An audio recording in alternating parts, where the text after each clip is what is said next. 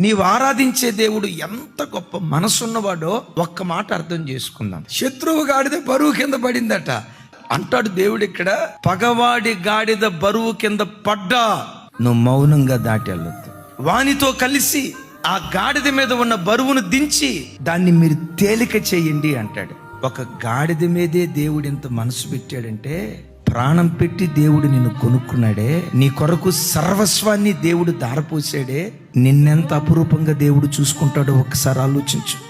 జనమా, ఆయన మనసు ఎంత గొప్పదంటే గాడిద మీద కూడా తన భారాన్ని ఉంచాలని దేవుడు అనుకోవట్లా. గాడిద కూడా భారం కింద నలిగిపోవాలని దేవుడు అనుకోవట్లా. ఆ గాడిద భారాన్నే దేవుడు దించాలని అనుకుంటున్నప్పుడు నీ భుజస్కంధాల మీద పెట్టబడిన భారాన్ని దించాలని దేవుడు ఎందుకు ఆలోచించడు? నిశ్చయముగా ఆయన ఆలోచిస్తున్నాడు గనుక ప్రతి క్షణం నీ భారాన్ని దేవుని మీద మోపుదువుగాక.